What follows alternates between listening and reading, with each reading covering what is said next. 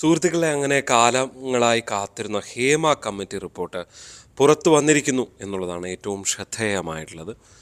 Hema committee റിപ്പോർട്ടിനെ കുറിച്ച് ഏതാണ്ട് എല്ലാവരും വലിയ ഞെട്ടൽ രേഖപ്പെടുത്തുന്നു എന്നുള്ളതാണ് ഏറ്റവും ശ്രദ്ധേയമായിട്ടുള്ളത്. നമുക്കതിൻ്റെ രണ്ട് വശങ്ങൾ പരിശോധിക്കേണ്ടതുണ്ട്. ഒന്ന്, ആ, ഈ പുരുഷന്മാർക്കെതിരെ, അതായത് ഈ വലിയ വലിയ നടന്മാർക്കെതിരായ വെളിപ്പെടുത്തൽ വരുന്ന ഭാഗവും, മറ്റ് WCCയിൽ ചില WCCക്കെതിരെ ഫലത്തിൽ WCCയുടെ നിലപാടിന് വിരുദ്ധമായ ചില നിലപാടുമായി എത്തിയ ഒരു നടിയും. തുടക്കത്തിൽ തന്നെ ഈ ഗൗരവത്തോടെ നമ്മൾ കാണേണ്ട ഒരു റിപ്പോർട്ട് തന്നെയാണ് ഹേമ കമ്മിറ്റി റിപ്പോർട്ട് എന്ന് പറയേണ്ടി വരും. ഇപ്പം ഞെട്ടലുണ്ടാക്കിയോ എന്ന് ചോദിച്ചു കഴിഞ്ഞാൽ ഒരു പരിധിവരെ ടെലിവിഷൻ ചാനലുകളൊക്കെ വലിയ ഞെട്ടലോടെ കൂടി ഈ സംഭവം റിപ്പോർട്ട് ചെയ്യുന്നുണ്ട് എന്നുള്ളത് യാഥാർത്ഥ്യം തന്നെയാണ്. പക്ഷേ അതിനപ്പുറത്തേക്ക് സാധാരണ മനുഷ്യരെ സംബന്ധിച്ച് ഇത് ഒരു വലിയ ഞെട്ടൽ എന്നവർ കരുതുന്നില്ല എന്ന് വേണം. ഇതെല്ലാം സിനിമയിലുള്ളതല്ലേ, സിനിമ ഇൻഡസ്ട്രിയിൽ എത്ര കാലമായുള്ളതാണ്, എത്രയോ നമ്മൾ കേട്ടിട്ടുള്ളതാണ് പലരുടെയും അനുഭവം എന്നൊക്കെ. പക്ഷേ ഈ ഒരു റിപ്പോർട്ടിൻ്റെ ഒരു പ്രത്യേകത, അത് ആളുകൾ എവിടെയെങ്കിലുമൊക്കെ നടന്ന ഗോസിപ്പുകൾ, കേട്ടുകേൾവികൾ മാത്രമായിരുന്നു ഉണ്ടായിരുന്നത്. ഇതിനൊരു സർക്കാർ സംവിധാനത്തിൻ്റെ തന്നെ ഒരു രൂപക്കൂടിനുള്ളിലേക്ക് ഇത് വന്നു എന്നുള്ളതാണ് ഇതിൽ ഏറ്റവും ശ്രദ്ധേയമായിട്ടുള്ളത്. അതായത് ഒരു ഒഫീഷ്യൽ ഫോർമാറ്റിലേക്ക്, ഒരു ഔദ്യോഗിക റിപ്പോർട്ടായി ഇത് വന്നിരിക്കുന്നു എന്നുള്ളതാണ്. അതായത് ഈ ഒരു പ്രശ്നം സർക്കാരിൻ്റെ ഉള്ളിലേക്ക് വന്ന് അതൊരു റെക്കമെൻഡേഷൻസ്, അത് നിർദ്ദേശങ്ങളടക്കം, നിഗമനങ്ങളടക്കം, തെളിവുകളടക്കം വെച്ചുകൊണ്ടാണ് ഹേമ കമ്മിറ്റിയുടെ റിപ്പോർട്ട് വന്നിരിക്കുന്നത്. അതുകൊണ്ട് തന്നെ അതിനൊരു ഒഫീഷ്യൽ സ്വഭാവമുണ്ട് എന്നുള്ളത് യാഥാർത്ഥ്യമാണ്. അതുകൊണ്ട് തന്നെ ഈ മനുഷ്യർ, നമുക്കറിയാം, ഇതൊക്കെ ഇങ്ങനെ നടക്കുമ്പോൾ ഇതൊരു ഞെട്ടലുണ്ടാകുക എന്ന് പറഞ്ഞാൽ വ്യക്തിപരമാണ്. ഇത് ഓരോ മനുഷ്യർക്കും, ഓരോ സ്ത്രീകൾക്കും അനുഭവിക്കേണ്ടി വന്നിട്ടുള്ള പ്രശ്നങ്ങൾ പലതുണ്ട്. ഇത് രണ്ട് തരം സ്ത്രീകളുണ്ട് എന്നുള്ളതും ഈ റിപ്പോർട്ടിൽ നിന്ന് വ്യക്തമാണ്. ചില വനിതകളെ, നടിമാരുടെ അമ്മമാർ തന്നെ ഇതിന് കൂട്ടുനിൽക്കുന്നു എന്ന് പറയുമ്പോൾ, ഇത് വഴങ്ങിക്കൊടുത്താണെങ്കിലും ഇങ്ങനെയൊക്കെ അവസരം നേടിയെടുക്കുക എന്നുള്ളത് ഇതിലുണ്ട് എന്ന് പറയുന്നു. പക്ഷേ വഴങ്ങാത്തവരെ സംബന്ധിച്ച്, അവർക്ക് അവസരം നഷ്ടപ്പെടുക എന്ന് പറഞ്ഞാൽ, കഴിവുള്ളവരെ സംബന്ധിച്ച് അതൊരു ഇൻഡസ്ട്രിക്ക് ഭൂഷണമായ ഒന്നല്ല എന്ന യാഥാർത്ഥ്യമാണ് ഇതിൽ വളരെ കൃത്യമായി തെളിഞ്ഞു വരുന്ന ഒരു കാര്യം.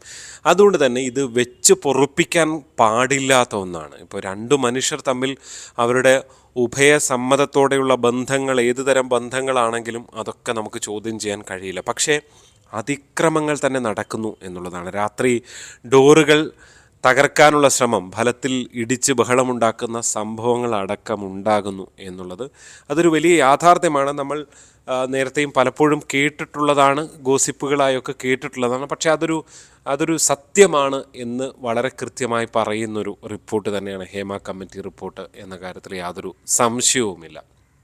അപ്പോൾ അതങ്ങനെ വന്ന് നിൽക്കുമ്പോൾ തീർച്ചയായും ഒരു ഇൻഡസ്ട്രിയിൽ ഒരു പോസിറ്റീവ് മാറ്റം ഉണ്ടാകാൻ വേണ്ടി, അത് കേവലം മലയാള ഇൻഡസ്ട്രിയിൽ മാത്രമുള്ളൊരു സംഭവമല്ല ഇത്.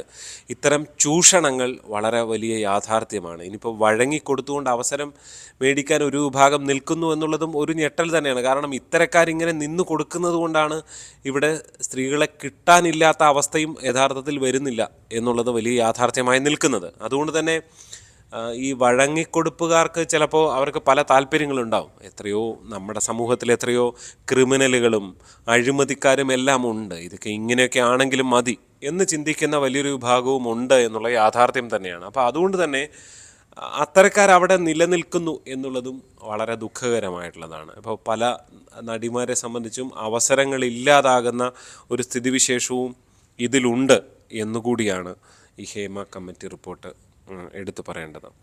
രണ്ടാമത്തെ ഒരു പ്രധാനപ്പെട്ട വിഷയമാണ്, WCCയിലെ ഒരു സ്ഥാപകാംഗം തനിക്കിത്തരം അനുഭവങ്ങളൊന്നുമില്ല എന്ന് ഫലത്തിൽ പറയുന്നു. അതായത് അവരിത്തരം അനുഭവങ്ങളൊക്കെ, WCCയുടെ ഒരു പൊതു നിലപാട് തന്നെ ഇത്തരം ചൂഷണങ്ങൾ അവസാനിപ്പിക്കാൻ വേണ്ടിയാണ്. അതിലെ ഒരു സ്ഥാപക അംഗം തന്നെ ഫലത്തിൽ WCCയെ ചതിച്ചു എന്ന് നമുക്ക് തോന്നിപ്പിക്കുന്ന തരത്തിലുള്ള ഒരു കണ്ടെത്തൽ കൂടി റിപ്പോർട്ടിലുണ്ട് എന്നുള്ളത് ശ്രദ്ധേയമാണ്.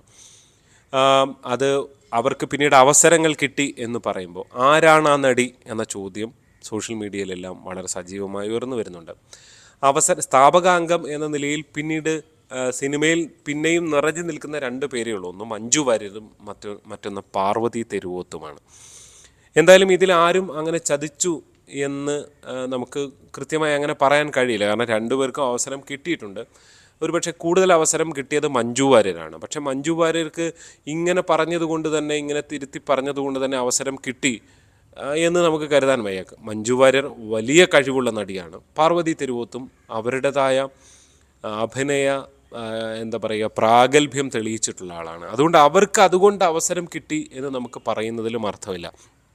എന്തായാലും മഞ്ജു വാര്യരോ പാർവതി തെരുവോത്തോ എന്ന ചോദ്യമാണ് സമൂഹത്തിൽ ഉയർന്നു വരുന്നത്. പക്ഷേ അതിനിടയ്ക്ക് WCC തന്നെ ഇതിൽ നിലപാട് വ്യക്തമാക്കി രംഗത്ത് വരികയും ചെയ്യുന്നുണ്ട്. ബീന പോൾ ആണ് അതിൻ്റെ സ്ഥാപകാംഗങ്ങളിൽ ഒരാളായ ബീന പോൾ ചൂണ്ടിക്കാണിക്കുന്നത് ഇതൊരു ചതിയല്ല എന്നാണ്. അതായത് ഓരോ അംഗങ്ങൾക്ക് ഓരോ തരത്തിലുള്ള അനുഭവങ്ങളായിരിക്കുമല്ലോ ഉണ്ടാകുക എന്നാണ് ബീന പോൾ ചൂണ്ടിക്കാണിക്കുന്നത്. തീർച്ചയായും അതിനൊരു ഡിപ്ലോമാറ്റിക് മറുപടി ബീന പോൾ നൽകുന്നു, ബുദ്ധിപരമായ മറുപടി നൽകുന്നു എന്ന് വേണം മനസ്സിലാക്കാൻ. കാരണം ബീന പോൾ ഒരാൾ ചതിച്ചു എന്ന് പറയുമ്പോൾ WCCയിലൊരു ഭിന്നത എന്നുള്ളതായിരിക്കും പിന്നീട് വരുന്ന വാർത്ത. പക്ഷേ WCCയുടെ നിലപാട് തന്നെ ഇത്തരം പുരുഷന്മാർക്കെതിരെ അല്ലെങ്കിൽ ഇത്തരം ചൂഷകർക്കെതിരായ നിലപാടായതുകൊണ്ട് തന്നെ അതിനൊപ്പം നിൽക്കുന്ന ഒരാൾ സ്ഥാപക അംഗം മാറി എന്ന് പറയുമ്പോൾ അതിലൊരു ചതി സ്വാഭാവികമായും തോന്നാവുന്ന സാധ്യതകൾ അവിടെയുണ്ട്. എന്തായാലും അത് ആര് എന്നുള്ളത് ഓൺ ചെയ്യാനും WCC തയ്യാറല്ല, അത്തരം സംശയങ്ങൾക്കൊന്നും തയ്യാറല്ല. പക്ഷേ അടക്കം പറച്ചിലുകളിൽ ഞാൻ നേരത്തെ പറഞ്ഞ പേരുകളുണ്ട്. പക്ഷേ നമുക്കൊരിക്കലും അവരാണ് ഇങ്ങനെ ചെയ്തതെന്ന് നമുക്ക് പറയാൻ കഴിയില്ല. കാരണം ഇതാരുടെ മൊഴി എന്ന് ഹേമ കമ്മിറ്റി റിപ്പോർട്ടിൽ കൃത്യമായി പറയുന്നില്ല.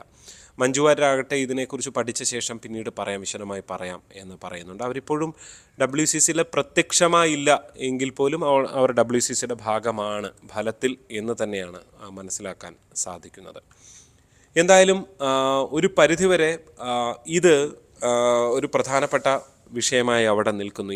ഈ പറയുന്ന പോലെ ഒരു നടി മാറ്റിപ്പറഞ്ഞൊന്നുമല്ല ഇവിടുത്തെ വിഷയം. ഹേമ കമ്മിറ്റി റിപ്പോർട്ട് സർക്കാർ നടപ്പാക്കുമോ എന്നുള്ളതാണ്. വലിയ ബുദ്ധിമുട്ടായിരിക്കും. കാരണം കഴിഞ്ഞ 4 വർഷമായി റിപ്പോർട്ടിൽ മേൽ അടയിരിക്കുകയായിരുന്നു ഇടത് സർക്കാർ എന്നുള്ള യാഥാർത്ഥ്യം അവിടെ നിൽക്കുകയാണ്. തീർച്ചയായും ആ സർക്കാർ തന്നെയാണ് ഇങ്ങനൊരു കമ്മിറ്റിയെ നിയോഗിച്ചത്. പക്ഷേ ഈ അവസരങ്ങളുടെ കലയാണ് ഫലത്തിൽ ഈ സിനിമ എന്ന് പറയുമ്പോൾ. അപ്പോൾ ഒരാൾ ഇങ്ങനെ വഴങ്ങിയില്ലെങ്കിൽ അവരെ പിന്നെ പതുക്കെ അങ്ങ് ധാരണപ്രകാരം ഒഴിവാക്കുന്ന സ്ഥിതിവിശേഷം ഉണ്ടായാൽ എന്ത് ചെയ്യാൻ പറ്റും? ഫലത്തിൽ WCC ഒക്കെ വലിയ പോരാട്ടം നടത്തിയിട്ടും അത്തരം മനുഷ്യർക്ക് കാര്യമായി അവസരം കിട്ടുന്ന സ്ഥിതിവിശേഷം ഉണ്ടാകുകയും ചെയ്തിട്ടില്ല. ഇപ്പോൾ നേരത്തെ കൂറുമാറിയെന്ന് പറയപ്പെടുന്ന നടി എന്ന് പറയുന്നു ഒരാൾ. അപ്പോൾ അവരുടെ നിലനിൽപ്പ് എന്നുള്ളത്, കാരണം അവരുടെ തൊഴിലാണ് ഈ സിനിമ അഭിനയം എന്നുള്ളത്. അതുകൊണ്ട് തന്നെ ഈ റിപ്പോർട്ട് സർക്കാരും ഈ വമ്പന്മാരെ തൊടാൻ തയ്യാറാകും എന്ന് തോന്നുന്നില്ല. അതിനും അപ്പുറത്തേക്ക് ഈ റിപ്പോർട്ടിലെ ചില കാര്യങ്ങളൊക്കെ നടപ്പായേക്കാം. പക്ഷേ ആത്യന്തികമായി ഈ റിപ്പോർട്ട് പൂർണ്ണതോതിൽ നടപ്പാക്കുമോ, ഇവർക്കെതിരെ ക്രിമിനൽ കേസ് എടുക്കണമെന്ന ആവശ്യം പോലും WCC പോലും ശക്തമായി മുന്നോട്ട് വെക്കുന്നില്ല. അപ്പോൾ ഇത് ഇങ്ങനെയൊക്കെ ഒരു മുന്നറിയിപ്പായി മാത്രം നിൽക്കുന്നു എന്ന് മാത്രമേ ഇപ്പോൾ കരുതാൻ കഴിയുള്ളൂ. എന്താണ് നിങ്ങളുടെ ഈ വിഷയത്തിലെ അഭിപ്രായം എന്ന് കൂടി പറയുക. ആരാണ് നടി എന്നുള്ളതിൽ നിങ്ങൾക്ക് സംശയങ്ങളുണ്ടോ? ഈ റിപ്പോർട്ടിനെ കുറിച്ച് നിങ്ങൾക്ക് എന്താണ് പറയാനുള്ളത്? ഈ റിപ്പോർട്ട് നടപ്പാകുമോ? എന്താണ് നിങ്ങൾക്ക് തോന്നുന്നത്? അപ്പോൾ അത് കമൻറ്റായി രേഖപ്പെടുത്തുക. ചാനൽ സബ്സ്ക്രൈബ് ചെയ്തിട്ടില്ലെങ്കിൽ സബ്സ്ക്രൈബ് ചെയ്യുക. നന്ദി.